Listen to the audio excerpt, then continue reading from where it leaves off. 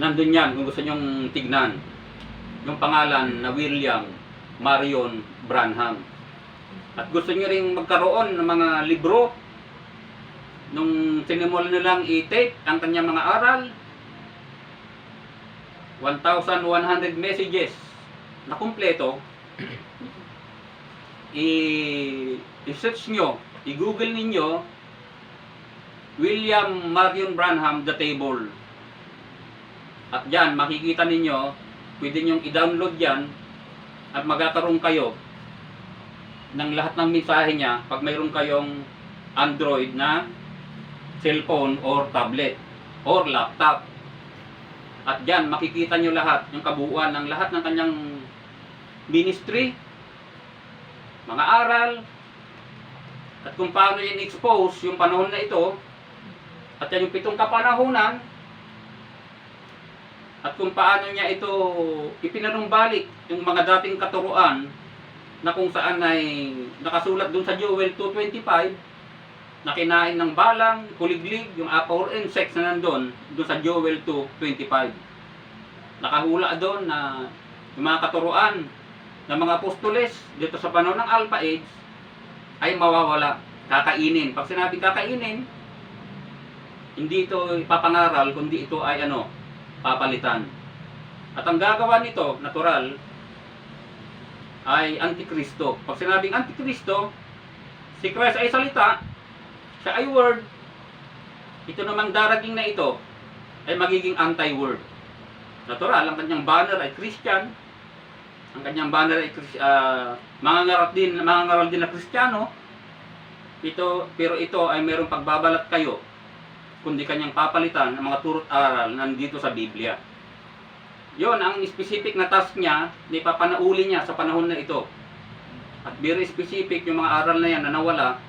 Una, Godhead. Pangalawa, water baptism.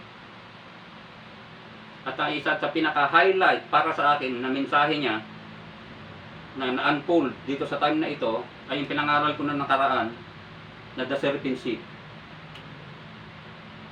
At marami pang katuruan na ibinalik siya, na ibinalik niya, na nagbigay sa atin ng isang napakanding unawa. Kaya siguro ako ay nakakaganito sapagkat halos na subaybayan ko yung kanyang mga aral. At isa dyan, yung water baptism, na sinabi ko kanina, na hindi na ito naipangaral ng tama dito sa Biblia. At kung paano ito napalitan, yung water baptism, repent and be baptized, each and every one of you, in the name of the Lord Jesus Christ, for the remission of your sins, and you shall receive the gift of the Holy Ghost. Pero pagdating ng time ng 325, yung mga yan ay napalitan na. Yung water baptism na lubog dun sa tubig ay ginawa na lang ito na wisik-wisik. Hanggang ngayon umiiral yan. Umiiral yan. At ang isa pa doon ay yung the name of the Lord Jesus Christ. Pinalitan ito ng Father, Son, and Holy Ghost. Imbis na name, ito ay naging title. So kapag yan, ang formula na yan ay ginamit mo sa tao, para yung isang gamot na walang epekto. Parang uminom pa ng gamot pero walang effect. Kaya walang changing ng life mo, walang changes ang buhay ng mga tao na ipinaunawa sa kanila yung ganong unawa. Pero kapag ang tamang unawa ibinigay sa tao, siguradong ang mga signs and wonders ay susunod. Sapagkat binakapan yung mga ngaral na sinasabi ko ng Messiah sign. Natural, hindi pa siya kilala. Hindi siya aral na tao. Siya isang 7th grader. At May 17, 1946, yung siya ay sinimulan na utusan siya mag-evangelize sa buong mundo. At sino naman ang maniniwala sa iyo? Wala siyang pinag-aralan. Siya ay 7th grader. Di ba? Pero kapag Diyos ang nagutos, kaya sabi niya, kapag sila ay mapaniwala mo, lahat ng mga signs na nakasulat sa Biblia ay mangyayari sa ministry mo. Kaya may backup yung kanyang ministry. Kaya nung siya nagsimula ng mangaral, kung paanong ang ating Panginoon nung siya nagmi-ministry, yun ay the same signs na dumating sa kanyang ministry. Mayroong 3 hatak o triples yung sa ministry ni Christ. At sinabi niya dito sa John 14:12,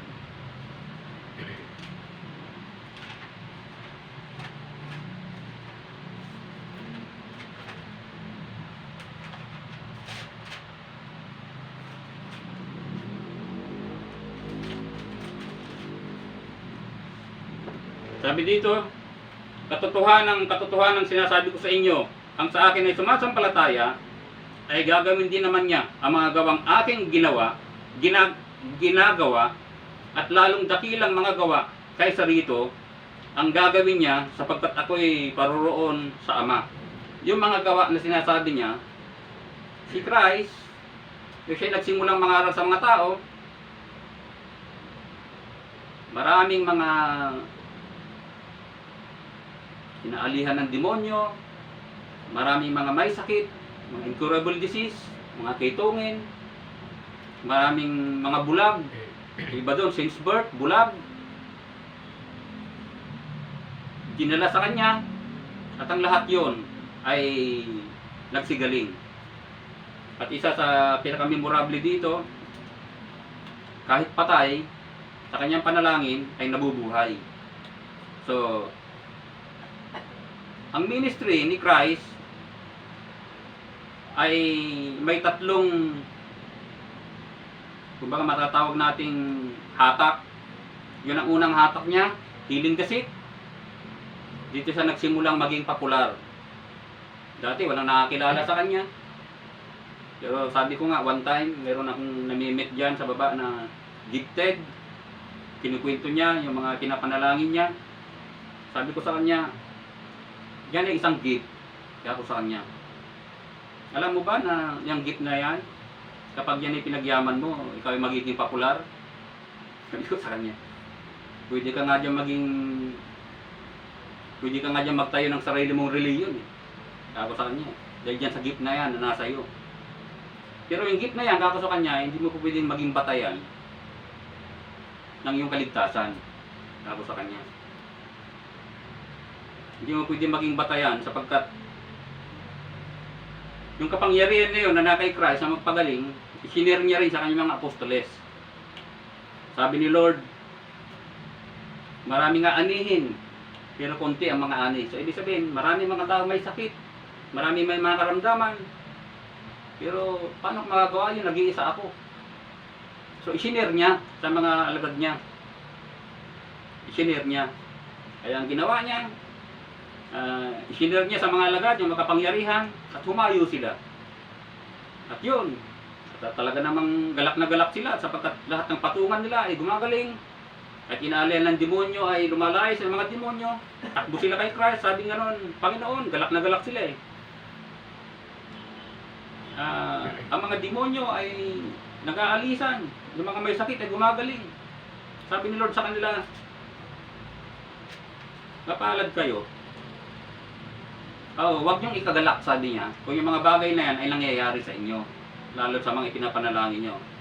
Pero kayo magalak, sabi niya, kung yung mga pangalan ay nakasulat sa aklat ng buhay. So, ibig sabihin, pagkaturan ni Lord yun, namanglaw sila.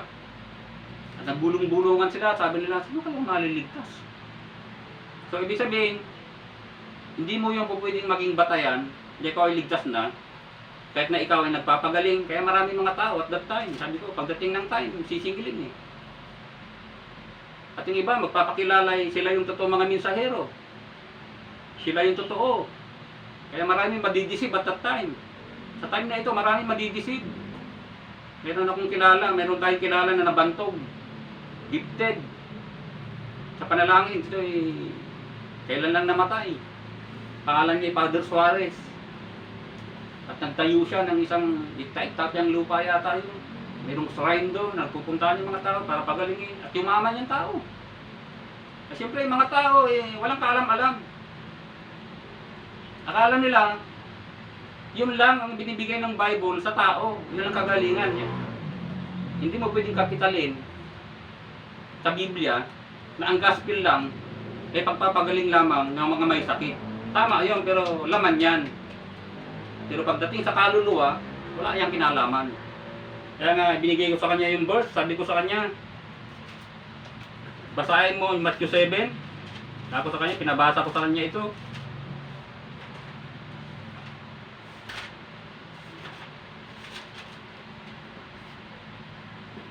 Matthew 7:21. Hindi ang bawat nagsasabi sa akin, Panginoon, Panginoon, ay ipapasok sa karin ng langit, kundi ang gumaganap ng kalooban ng aking Ama na nasa langit. Marami ang magsasabi sa akin sa araw na iyon, Panginoon, Panginoon, hindi baga nasipanghula kami? At sa iyong pangalan ay sa iyong pangalan at sa pangalan mo ay magpapalayas kami ng mga demonyo? At sa pangalan mo ay magsisigawa kami ng maraming gawang makapangyarihan? At kung magkagayoy, iahayag ko sa kanila, kailan may hindi ko kayo mga kikilala, magsilayo kayo sa akin, kayong mga gagawa ng katampalasanan. Kahit ang bawang dumirinig sa akin ng salitang ito at ginanap, ay matutulad sa isang taong matalino na itinayo ang kanyang bahay sa ibabaw ng bato. So, nakita ninyo? Pag kinapital mo yung mga bagay na mga kababalaghan, at ikaw ay isang mangaral ng gospel, itong mga bagay na ito ay first school. Unang hatak pa lamang ito ng Panginoon upang yung mga tao ay lumapit kay Christ nung panahon niya. So maraming nakagaya nito sa uling panahon sapagkat ibinahagi ni Lord ito eh. Sa mga alagad niya, ibinahagi ang makapangyarihan na yan upang magpagaling sa mga tao. Pero ang nangyari sa dulo ng panahon ay kinapital. At nagpakilala na sila na ay yung mga totoong nangaral. Kay Barba na may nangyari yan. Ang first full healing niya, hindi ito matutumbasan ng kahit sino sa kanyang ministry. Truckload ng mga tao ang ibinababa. Iba nakasaklay, iba bulag. Lahat yon. Pagdating sa ministry niya, walang umuwi na hindi gumaling sa ministry niya. Lahat yon ay natulad ng panahon ni Christ. Pero sinabi ko kanina, may tatlong hatak ang ministry ni Christ.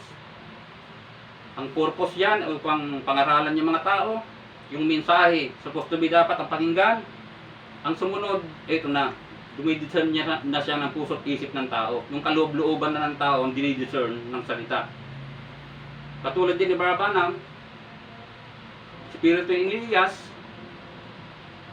ay siya ay matapang na mangangaral at higit sa lahat, siya ay galit sa worldliness.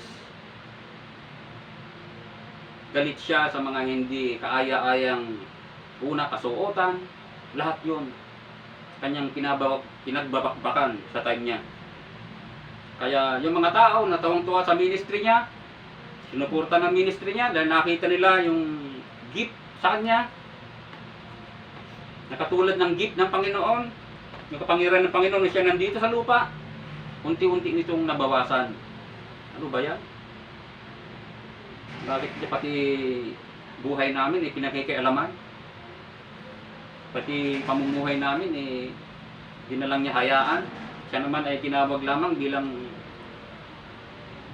tagapagpagaling ng mga may sakit, pero hindi nila nakita ang ministry ni Christ ay sinasalin sa kanya. Diba? Na kapag sinabing ikaw ay Kristiyano, lahat ng nakasulat sa Biblia, ipapangaral mo lahat at wala ka ditong aatrasan. Wala ka ditong pipili-piliin, kundi ipapangaral mo lahat. At yun na nga, nagsimula na yung mga leader ng mga iglesia na pinagplanuhan na siya, hindi na nagagalak sa kanyang ministry, unti-unting sinisira yung kanyang reputasyon sa tao. Katulad din ni Christ, nung time na dumidisyon na siya ng puso't isip ng tao, tinawag na siya na Beelzebub. Tinawag si Christ na demonyo. Mayroon kang demonyo, ayaw na lang pakinggan ang mensahe ni Christ. Ganyan din sa panahon ni Barbanam, tinawag din siya na maraming tawag sa kanya. Ikaw ay false prophet, kung ano-ano tinawag sa kanya. Ikaw ay so and so. At ang pinaka-final na pool ng kanyang ministry ay ang third pool, ikatlong hatak niya. Yun ay mangangaral ka na sa mga taong hindi na maliligtas. At yung mga tao na tumawag kay Christ na Beelzebub at that time, sabi ko nga, ang espiritu ay hindi namamatay. Ang katawan ay kinukuha, kung ang espiritu hindi namamatay, yung mga espiritu na yan, the same spirit na nandito sa panahon na ito. At sa panahon ni Barbanam, ay naglitawan sila at that time. At ang mga tumawag kay Christ ng Beelzebub at that time, yung mga Pariseo, Sadduceo, mga religious group at that time, na kung ano-ano pinagsasabi sa kanya, the same religious group, sa dulo ng panahon, tumatawag sa kanya ng ganon. Pero praise be to God, dahil ang mensahe niya ay para sa mga anak, ipanumbalik ang puso ng mga anak, i-come out yung mga tao sa tradisyon ng tao, ituro ang tama sa mga tao. Pero praise be to God, marami rin mga tao ang naniwala sa kanya, maraming naligtas, maraming nagpabautismo sa pangalan ng Panginoong Hesus Kristo at tumanggap ng kaligtasan na galing sa Diyos. So, kung paanong si John ay nangaral, walang signs and wonders, sapagkat ang gagawa nito ay si Christ. Ganun din si Barbanam, isang mangangaral. Pagkatapos ng kanyang pangangaral na mabibigat, ito na yung papasok na yung mga himala pagdating ng dulo ng kanyang pangangaral. At ang gagawa nun, kaya na sinabi ko kanina, as it was in the days of Noah, so shall it be the coming of the Son of Man. Yung Holy Ghost at that time, na siya yung Son of Man, kaya nga sinabi niya, I am not the Son of Man. He is the Son of Man, sabi niya. Pero I am a Son of Man. Sa isang propeta, na sasahod lamang sa isang dakilang propeta na si Christ, kaya sinasabi niya, I am not the Christ. Katulad din ni John the Baptist, hindi ako ang Kristo, sabi niya. Ako ay isang tinig na umihiyaw sa ilang. Dito sabi niya, I am not the Christ. Pero ang dinadala ko ay ang mensahe ni Christ sa mga tao na binindicate na mga kababalaghan sa kanyang ministeryo. Pero ang mga tao, majority ng mga tao ay umayaw. Katulad din sa panahon ni Christ, halos lahat ay nayawan siya. At sa dulo ng panahon, na-reach niya yung time na yon, noong 1963, maging yung mga number one supporters niya ng mga Pentecostals, kasi ang Laodicean Church age ay ang Pentecostal age. At dito nagsimulang i-form yung nangyari noong 325 AD na World Council of Churches. 1960, nagsisimulang i-form yung Ecumenical Church of Council, at mayroong kaugnayan yung time na yon kasi election yung time na 1960, at doon ay tumatakbo si John F. Kennedy. Mababasa nyo yan, nandyan yan sa table. At time na yan, si John F. Kennedy ay tumatakbong presidente kaisa-isa sa kasaysayan ng Roman Catholic at that time, na mayroong isang presidente ng reliyon niya ay Katoliko. Bukod sa kanya, the rest, lahat yan ay Protestante. Isa lamang ang kaisa-isang Catholic na naging presidente doon sa time na yan. Hindi ko na alam yung kasaysayan nila kung meron na bang sumunod. Pero hindi ko alam kung sino pa yung mga presidente yung sumunod pagkatapos niya. Pero siya yung kauna-unahan na naging presidente na Katoliko at that time. Kaya nakapasok. Dati ang Amerika ay Protestant nation. Pero dahil kay Kennedy, nakapasok ang Catholicism dyan sa Amerika. At na-influensyahan yung mga tao dyan. Marami silang ginawa dyan. Kasi presidente ka, pag hindi mo mapasunod yan, gagamitin mo yung kapangyarihan mo. Meron kang kapangyarihan sa kanila upang gawin. Kaya marami doon. Yung iba naninindigan dati, dumating ang time, nagsilipat sa Katoliko o nakianid. Kumbaga, doon nagsimulang ma-form ecumenical at that time. Kaya makita mo, kahit yung mga leader ng mga Pentecostal at that time, yung iba bumisita doon sa Vatican, yung na rin ang time, pagdating ng 1963, nakita ni Branham yung pagdilim ng panahon. Total blackout. Kaya natupad yung nandito sa Laodicean Church Age na si Christ ay nasa labas, kumakatok sa mga pintuan ng mga churches. Kasi nitsapuera siya sa labas. Kumbaga, parang sinasabing hindi ka namin kailangan. So, yan na yung time na kung saan ang third pool ay naganap, tatlong hatak niya, preaching to the lost. At tinawag niya yung grupo na yan, kung makikita nyo sa Laodicean Church Age, mayroon dyan Jezebel Religion. At tinawag niya yan na Jezebel Religion. At napulpil yung Revelation 17, yung mother of harlot, na nagkaroon siya ng mga anak. Yung mother ay ang Roman Catholic, at ang mga denomination na sumama sa kanya ay yung mga daughter niya. Yun ang mga daughter of harlot. Ayun na yun. Kaya doon, ipinangaral niya ng todo yan. Nagdilim ang panahon. Tinawag niya nga sila lahat na modern Judas. Si Judas ay isang follower, isang apostle, nakatanggap din ng kapangyarihan na galing sa Diyos. Pero anong ginawa ni Judas? Ibinenta niya ang kanyang Panginoon sa 30 pieces of silver. Ganyan din ang ginawa ng mga Protestant at that time na nandyan sa parte ng Amerika. Nung sila ay nakiisa sa Roman Catholic religion, type, parang ibinenta rin nila ang salita sa 30 pieces of silver. Kasi meron yung kapalit eh. Meron yung kapalit. Yun yung kapalit na ginhawa, magkakaroon ka ng maraming access sa material. Kaya kung titignan mo yung nakahula dito, tignan nyo. Siguro dito na ako magtatapos.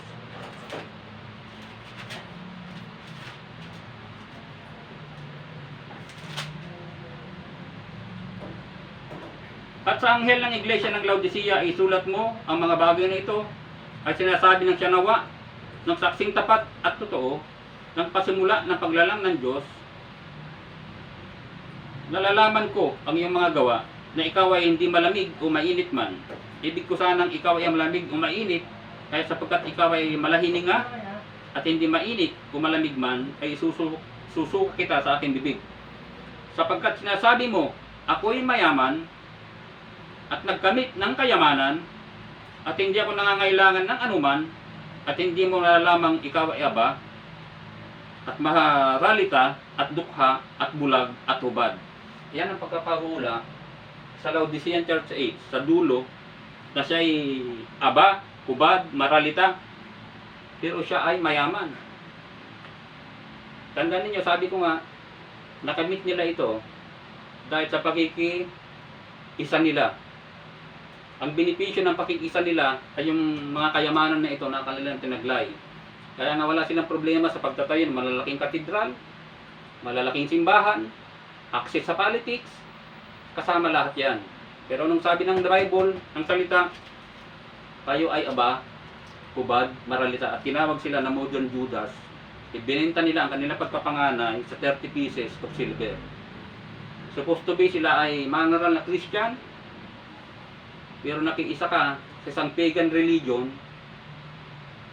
yan ay delikadong hindi mo dapat ginagawa, sapagkat pag sinabing Jezebel religion, nung panahon ni Elijah the Tishbite, mayroong isang Jezebel doon na hinulaan niya na siya, ang kanyang dugo ay didila ng aso at siya ay mangingisay at mamamatay. Dito, hindi na Jezebel na literal yung pinag-uusapan dito. Lahat na nag-iisa sa Jezebel religion, pagdating ng dakila at kakilabot ng karawan ng Panginoon, at sila ay maiiwan, sila ang dadanas ng isang napakatinding dilubyo na mangyayari dito sa mundo sapagkat tayo ay nakahula. Ang Malakay 4 ay hindi pa napupulpil sa kanyang kapunuan. Kasi ang fulfillment niya, yung hatol na hinatol sa kanya, ay mangyayari after rapture. Kaya nga ito ay panawagan sa mga tao na nakikinig sa mensahe na ito. Ang sabi ng Revelation 18:4, "Come out of here, my people," upang hindi kayo madamay sa kanyang mga salot. Yun ang binabanggit noon ng mensahero.